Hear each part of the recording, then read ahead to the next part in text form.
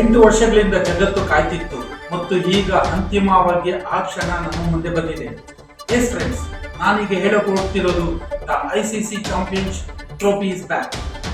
ಈ ವರ್ಷ ಪಂದ್ಯಾವಳಿ ಕೇವಲ ಸ್ಪರ್ಧೆಗಿಂತ ಹೆಚ್ಚಾಗಿ ಪ್ರತಿಷ್ಠೆಯ ಮಾತಾಗಿದೆ. ಹಾಲಿ ಚಾಂಪಿಯನ್ಗಳ ಹೆಮ್ಮೆಯ ತವರು ಪಾಕಿಸ್ತಾನಕ್ಕೆ ಟ್ರೋಫಿ ಮರಳಿದೆ. ದುಬೈನ ರೋಮಾಂಚಕ ನಗರವೂ ಸಹ ಆತಿಥೇಯರಾಗಿ ಪಕ್ಷಗಳನ್ನು ಸೇರುತ್ತವೆ. ಕ್ರಿಕೆಟ್ ಶಕ್ತಿ ಕೇಂದ್ರವಾದ ಭಾರತವನ್ನು ಒಳಗೊಂಡ ಕೆಲವು ರೋಮಾಂಚಕಾರಿ ಪಂದ್ಯಗಳನ್ನು ಸ್ವಾಗತಿಸಲು 2 ರಾಷ್ಟ್ರಗಳು ಸಿದ್ಧವಾಗಿವೆ.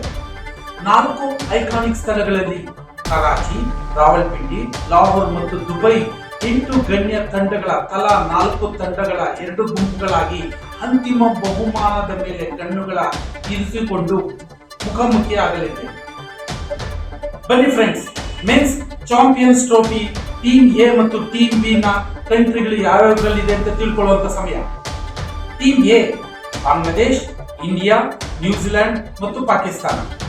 Team B Afghanistan, Australia, England ಮತ್ತು ಸೌತ್ ಆಫ್ರಿಕಾ.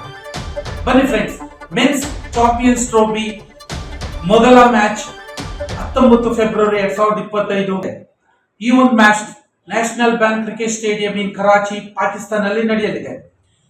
ಐಸಿಸಿ ಚಾಂಪಿಯನ್ಸ್ ಟ್ರೋಫಿಯಲ್ಲಿ 2 ತಂಡಗಳು 3 ಬಾರಿ ಮುಖಾಮುಖಿಯಾಗಿದ್ದು, ಪಾಕಿಸ್ತಾನ 2 ಪಂದ್ಯಗಳಲ್ಲಿ ಗೆದ್ದಿದ್ರೆ ನ್ಯೂಜಿಲೆಂಡ್ 1 ಪಂದ್ಯದಲ್ಲಿ ಗೆದ್ದಿರುತ್ತದೆ.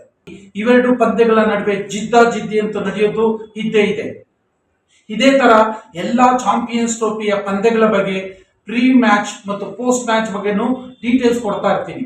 ದಯವಿಟ್ಟು ಲೈಕ್ ಮಾಡಿ, ಶೇರ್ ಮಾಡಿ,